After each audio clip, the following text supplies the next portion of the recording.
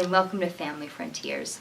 You know, every couple struggles at some point with a multitude of things. Could be financial challenges, it might be a health crisis, uncertainty of what the future holds, challenges with the kids. Every couple struggles at some point. In fact, some might feel like that's kind of their zip code. And since that's where we've been living lately, we decided to share some steps that we've been practicing and experimenting with that have really helped us not just survive this kind of challenging season of stress, but actually continue to grow closer during it and not just survive. So if you got your pencil handy, here's a few things that have been making a huge difference for us. And if you've been to a marriage conversion seminar, the first one or two won't be a big shock. Number one, intentional time to connect on a daily basis, even if it's only a couple minutes. Now, for us, we don't connect for just a couple minutes. If we sit down and start talking, especially right now where we've got some pretty big decisions to make, that can go a long time. But for us, most evenings, we sit down and take time to talk about what's been going on, and that naturally segues into the second one, which is time to pray together. As we talk, we've been trying to be very intentional about wrapping up every evening by praying and bringing these issues before God, and those have been powerful tools to help make what could be a time of pulling us apart actually a time that's been strengthening our relationship and bringing us closer together. Mm-hmm.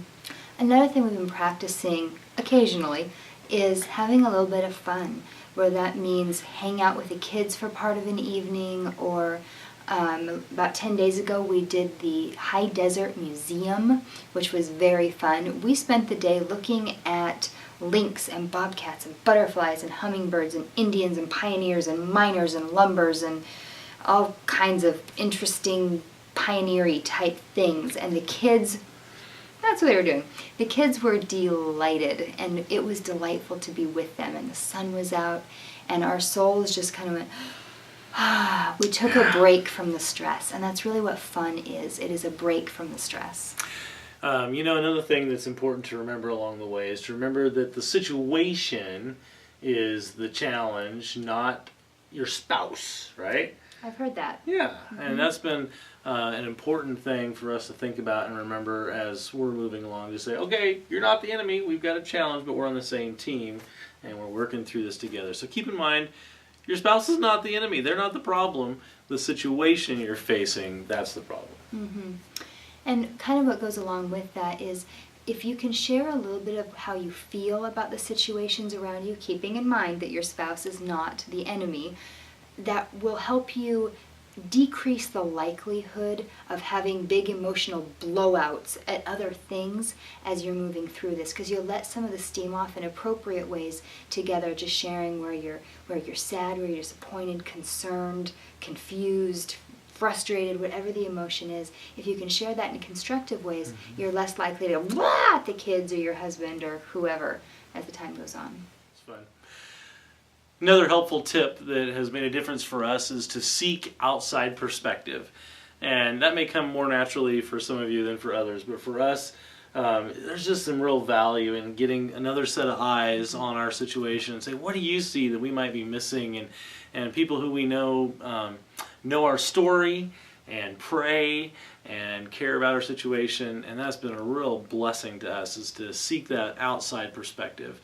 And in addition to that, we find that there's value in journaling the way that God meets us in these tough times. And that's an encouraging exercise during the tough time, and it's certainly a huge monument to God's leadership in our lives down the road.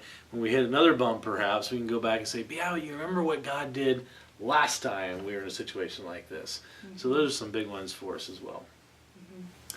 The last thing we want to bring to your attention would be to remember who God is. I was praying with Caleb a couple nights ago as I was tucking him in. He's 7. And he prayed this beautiful prayer, and God used it, kind of tapped me on the shoulder. He had done the thank you for everybody's and bless everybody's and keep everybody safe part of the prayer. And he just kind of wiggled down a little bit deeper into his covers. And he said, God, thank you so much for being our strong tower who we can run to in every kind of need. And I listened to him say that, and I said, point taken, God, thank you. You are the strong tower that we can run to in every kind of need. Please remind me of that as I'm struggling to just know which way to turn right now. So those are some of the things that have been making a difference for us as we've been going through a season of uncertainty in our family. That things that have helped Timmy and I to grow closer to each other and move towards each other instead of being pulled apart. We hope they might be useful to you. If you have some additional ideas that have made a difference for you, we'd love to read your comments down below this video. You can post them there on YouTube or on Facebook. And please subscribe to our channel here on YouTube, like us on Facebook, and we would love it if you would share not only this video but also Family Frontiers with friends and family across the country. We want this to go as far as it can, and we appreciate your help in that. So thanks for watching Family Frontiers, and we'll see you next month right here on Family Frontiers.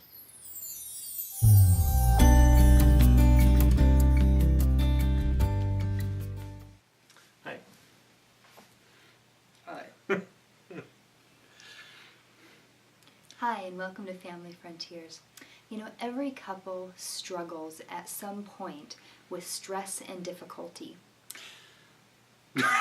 Let's Okay. start over. I was like, when did she stop it? And then I looked at you, and that was in my time, and I didn't know what my first line was. That's okay. Okay. Hi, and welcome to Family Frontiers.